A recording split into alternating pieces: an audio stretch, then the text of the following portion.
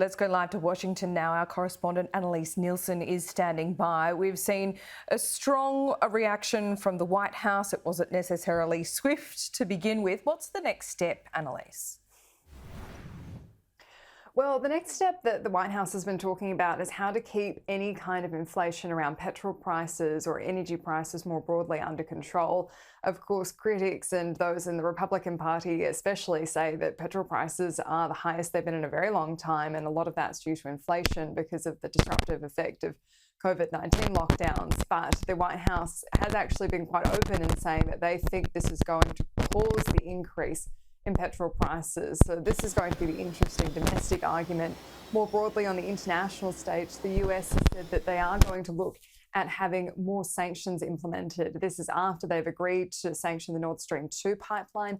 That was quite a critical move, but one that, again, critics say came too late. The State Department defended that today, saying that it might not have had any impact before Germany decided to move, considering they had control over the situation. But the fear is that this is going to escalate in the coming hours, and that could also lead to cyber attacks. We've seen that in Ukraine today, and we've seen it before in the United States, not in relation to this conflict, but the concern is that that could be on the way as well. When it comes to those reports on the ground, the Pentagon has said up to 80% of those troops along the border have been put into forward attack positions, and it does seem like tensions are escalating along the border. Here's the latest from Alex Rossi from Sky News.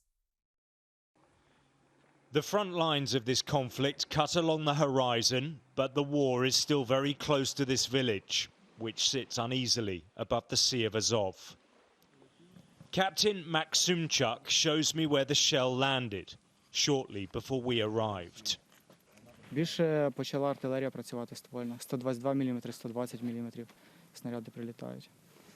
Якщо раніше це були поодинокі простріли з великокаліберних кулеметів і такої стрілецької зброї, то зараз більше артилерія почала працювати. Most of the people who live here have fled, and it is easy to understand why. Walking around here, it's pretty unnerving. It's a spooky place to be.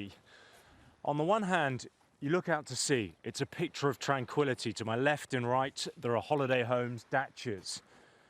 But it's deserted. Now, it last came under attack in 2016, but in the last few hours, there have been shells coming in. It's not surprising that most people left years ago. A few hardy souls remain. Jenna is one of them. She says she fears for her life and is desperate to leave. В 6 часов утра прям через двор летели сюда, а через 3 дома упал снаряд и разбил. Хату полностью разбил. Вот так все колотит. Не знаю, как жить.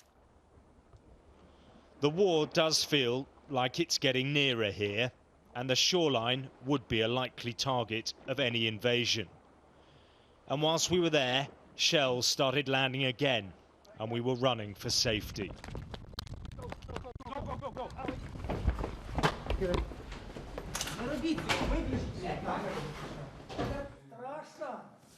It just shows how quickly things can change here. We were outside filming, really calm. There had been shells that had come in this morning, but again, it had gone quiet. Everything felt very, very normal, but we've just had to come in here to take cover because there's been incoming mortar fire. The soldiers here fear the increase in attacks may be a prelude to a wider assault, and it may come soon. This is a country very much on the edge, waiting nervously for what comes next.